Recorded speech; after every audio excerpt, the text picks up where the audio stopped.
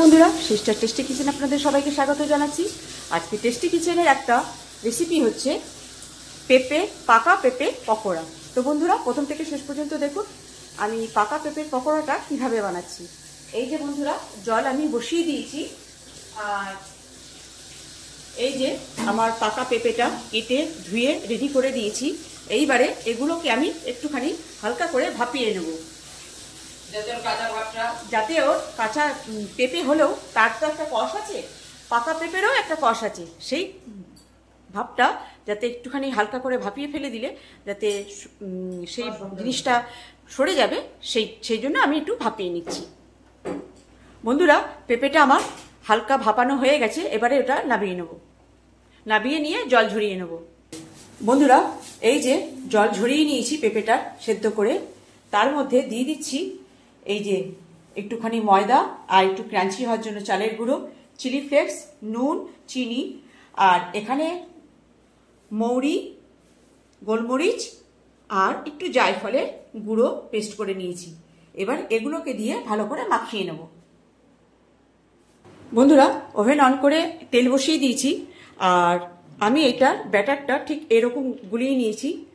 একটু ময়দা আর একটু চালের গুঁড়ো দিয়েছি ক্রাঞ্চি হওয়ার জন্য, আর এখানে জায়ফল আর মৌরি আর গোলমরিচের গুঁড়ো গেছে, আর গেছে চিলি ফ্লেক্স, নুন, চিনি।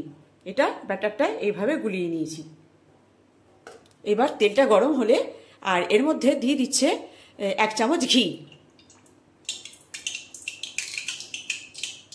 বন্ধুরা, আমি টেস্ট করে দেখেছি যে তেলটা গরম হয়ে গেছে, যে জন্য ছোট্ট একটা ফুসকুড়ি দিয়ে দিয়েছি। তো সেটা গরম হয়ে গেছে, সেই জন্য এইবারে দিয়ে দেবো ব্যাটারটা কিভাবে ফুলুরির মতন ছোট ছোট, যেরকম আমরা পকোড়া করি ঠিক ওই রকম।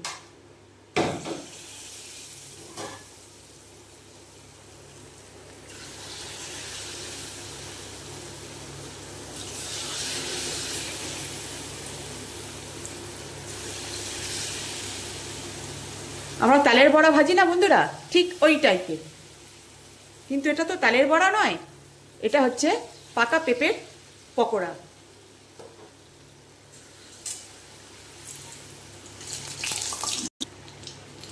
বন্ধুরা, এই যে ভাজা হচ্ছে আস্তে আস্তে, কেন কি প্রেশার ওভেনের যে ফ্লোটা সেটা একটুখানি ধিমি আজে ভাজলে পরে আর ভালো হবে, কেন কি ভেতরটাও সুন্দরভাবে কুক হয়ে যাবে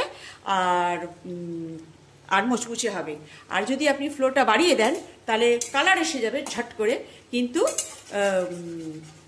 ভেতরটা মুচমুচে বা ক্র্যাঞ্চি হবে না, কেন কি ভেতরটা তখন কাঁচা হয়ে থাকবে, আর সেই জন্য ফ্লোটা আস্তে দিয়েই ভাজতে হবে। বন্ধুরা, এই যে এটা ভাজা হয়ে গেছে, এবার এটা তেল ঝরিয়ে তুলে নেবে।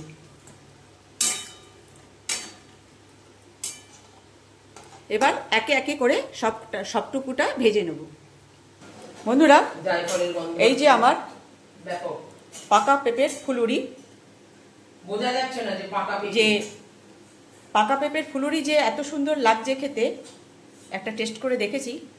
কেন কি নুন চিনি বরাবর, পাকা পেঁপের যে একটা মিষ্টি ভাব সেটাও আছে, আর সব থেকে বড় কথা মৌরি, জায়ফল, গোলমরিচ, বড় এলাচের যে একটা ফ্লেভার, হালকা একটা ফ্লেভার আসছে, আর তার সাথে আছে একটু, যেহেতু চালের গুঁড়ো দিয়েছি একটু মুচমুচে ভাব আছে, এই যে করছে, এই যে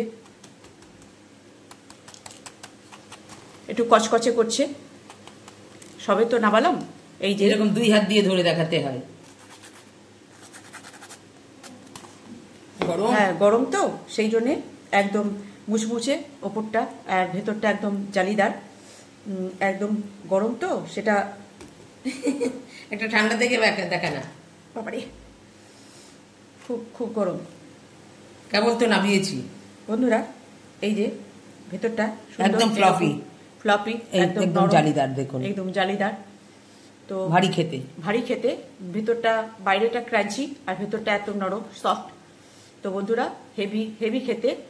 আর এই যে, আর গরম ভাতে, এই দেখুন গরম ভাতে হেভি লাগছে। তো গরম ভাতে হেভি লাগবে, তো কোনো কিছু একটু ডালের পাতে হোক আর ধরে খেতে হোক, খুব ভালো লাগবে। এই ছিল আমার পাকা পেঁপের ফুলুরি। তো বন্ধুরা, আমার এই সামান্য রেসিপি আপনারা বানিয়ে খাবেন, আর ভালো লাগলে একটু লাইক শেয়ার করবেন আর কমেন্টস করবেন, পারলে সাবস্ক্রাইব করে নেবেন, যাতে আমি যে যাই দিই, কোনো রেসিপি দিলে যাতে আপনাদের কাছে পৌঁছে যায়। সেটা আপনারা যদি সাবস্ক্রাইব করেন তবেই সেটা সম্ভব। আর লাইক শেয়ার করবেন, আর ভালো লাগলে আমার এই সামান্য রেসিপি বানিয়ে খাবেন আর এনজয় করবেন। রাখছি বন্ধুরা, বাই।